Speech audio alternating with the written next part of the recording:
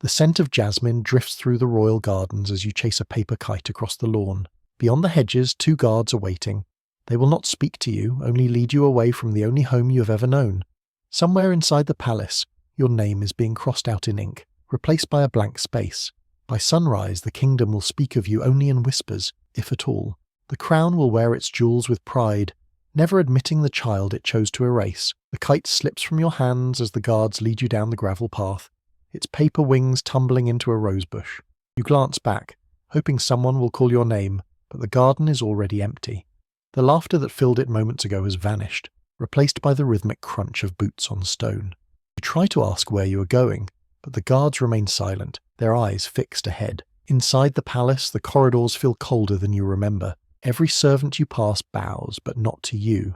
Their gaze is fixed on the floor, their lips pressed tight, as though acknowledging your presence would endanger them. You catch sight of the scribe's chamber through an open doorway. A long sheet of parchment lies across the desk, the royal genealogy inked in precise black script. Your name is there, for now, but a hand is already reaching for the brush. The moment the ink touches that page, you will no longer exist in the eyes of the crown. You think of your mother's lullabies, the way she brushed your hair before court gatherings.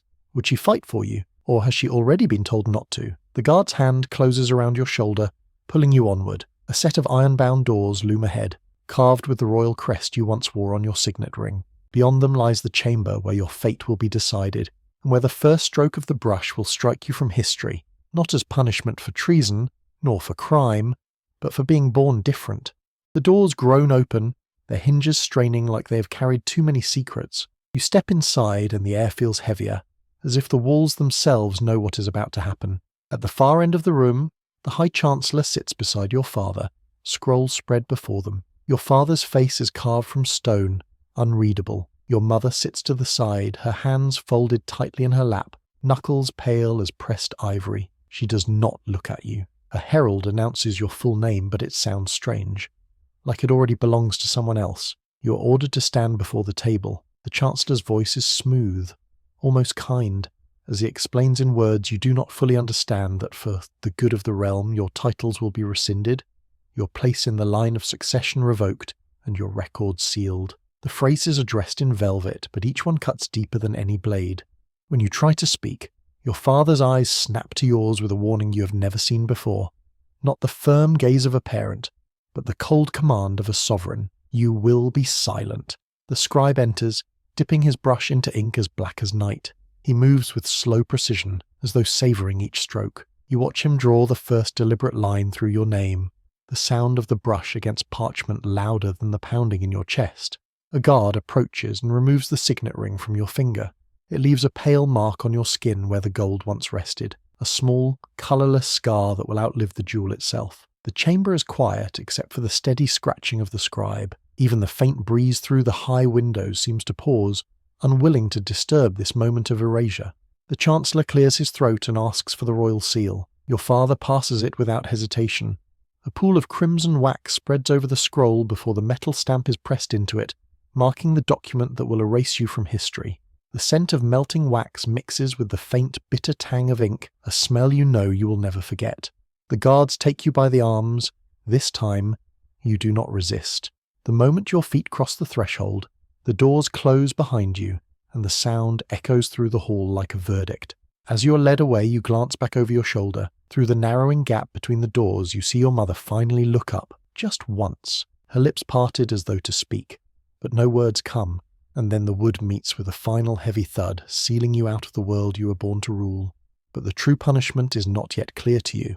That will come when you discover where they plan to send you. The carriage is waiting in the courtyard, its lacquered panels reflecting the afternoon sun.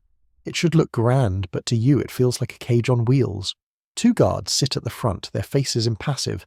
Another rides behind on horseback. There will be no escape. The gates of the palace open with a slow, deliberate creak, and you realize this is the last time you will see them from within. As the carriage rolls forward, you press your palm against the window. The city beyond is alive with the sounds of the market, merchants shouting, children laughing, all unaware that the royal child in the passing carriage is being erased from their history. You travel for hours before the roads turn rough, the cobblestones giving way to dirt and gravel. Hills rise and fall, swallowing the view of the city behind you. The air smells of damp earth and pine. The sun begins to sink, staining the sky with streaks of crimson that feel too much like warning. When the carriage finally stops, it is in front of a building far smaller than you imagined. Its walls are thick stone, its windows narrow slits. A convent, the guard explains. A place where special children of the nobility are sent to live out their days. You hear the word special and know it means something else. Something they will never say aloud. The guards escort you to the door, but they do not look at you. Perhaps it is easier for them to pretend you are not a person at all, just another duty completed. As you step inside, the temperature drops, the heavy air tinged with the scent of damp stone and candle smoke. In the corridor, your footsteps echo too loudly, drawing the attention of a passing sister. Her eyes scan you quickly, not in greeting, but in assessment, as if she is measuring how easily you will break. A single iron key turns in the lock behind you, the sound sharp and final. Your gaze follows the flicker of torchlight along the walls, catching glimpses of faded tapestries whose colours have long since died. Somewhere in the distance a bell tolls, not the bright peal of celebration, but the slow chime of something ending. The sisters lead you down a narrow hallway to a chamber with a bed, a wooden chest and a small barred window. You step to it instinctively, but the view offers only the convent walls and the shadow of a watchtower. No gardens, no city, no freedom. The sister tells you to rest. Tomorrow will begin your instruction. But you already understand that here, instruction means erasure. The life you knew will be dismantled one small piece at a time until even you cannot remember who you were. And somewhere, back in the palace, your name is fading from memory with each passing day. Morning comes with the sound of a bell, not unlike the ones that marked prayer at the palace. But here it feels heavier, slower. You are dressed in plain wool, your silk garments taken away on your first night. The mirror in your chamber has been removed, a precaution, the sisters say. Days at the convent follow a rigid pattern. Prayer, labour, meagre meals, more prayer. You learn to scrub stone floors until your hands blister, to tend the gardens where no one from outside will see you, to copy religious texts in silence. The nuns speak often of humility, obedience and acceptance of God's will, but you can hear the unspoken command beneath it all. Forget who you were. Some of the other children here are like you, former sons and daughters of noble houses, their faces still carrying the traces of court life. They speak little of their pasts, as though the walls themselves are listening. Others have been here so long they no longer remember where they came from. Their eyes are empty, their voices flat. One afternoon, you find a scrap of parchment in the library, tucked inside a book. It bears a name, not yours, but in the ornate style of the royal genealogies. You recognize it immediately. This child, too, was buried in silence. The parchment smells faintly of smoke, as though rescued from a fire meant to erase it completely. You hide it under your mattress, a fragile reminder that you're not alone, even if the others pretend otherwise. The days blend into one another, but inside you, something refuses to fade. You repeat your name in your mind each night before sleep, as though speaking it silently could anchor it in the world. At times, you whisper it under your breath when no one is near, the sound barely audible, but enough to remind yourself you exist. Even if they strip away every sign of who you were, you cling to the belief that your identity is more than ink on parchment. Somewhere beyond these stone walls, you tell yourself, there must still be someone who remembers you. Sometimes, you test the boundaries, lingering a second too long in the chapel after prayers, letting your gaze drift toward the locked gate in the courtyard. A nun's shadow always falls across your path before you get too far. They do not need to raise their voices. A single look is enough to herd you back into line. The air in the dormitories is cold at night, and the stone floor bites at your bare feet if you rise from bed. Once, you catch the faint sound of a girl crying into her pillow, her sobs muffled to keep the sisters from hearing. You want to ask her name, but you know the danger in forming bonds here. Friendships draw attention, and attention is the last thing you want. When the sisters teach you to illuminate manuscripts, they correct every detail with ruthless precision. A single stroke can ruin a page, one says, her tone dripping with meaning. You know she's not speaking only of ink, and so you learn the art of invisibility. To move without sound, to speak without revealing anything, to think without letting it show in your eyes. In this place, survival is not about strength or defiance. It is about vanishing so completely that no one has reason to destroy you. It is late winter when it comes, a folded sheet of parchment slipped beneath your door in the middle of the night. The handwriting is hurried, the ink smudged, but you recognize the seal, the crest of your mother's personal chamber. Your hands tremble as you unfold it. The message is brief. She writes that she could not stop what happened, but she has kept a record of your birth, hidden among her private journals. One day, she says, the truth will return to the light. She warns you to burn the letter after reading it. You hide it instead. For days you carry it pressed against your chest beneath your tunic. You imagine a time when the gates will open and your name will be spoken again without fear. But with each passing day, the possibility feels more like a dream than a promise. You picture your mother in her chambers, writing by candlelight, knowing the danger if anyone discovered her act of defiance. Sometimes, in the quiet moments before dawn, you take out the letter just to run your fingers over the paper, tracing every loop of her handwriting until you feel her presence in the lines. It becomes your anchor, proof that somewhere beyond these walls someone still speaks your name. Then, without warning, the letter is gone. Perhaps it was stolen, perhaps discovered in one of the routine inspections of your chamber. No one mentions it, but you see the change in the sisters' eyes, a sharpened watchfulness, as though they are waiting for you to misstep. At night, you lie awake, searching your memory for every word she wrote.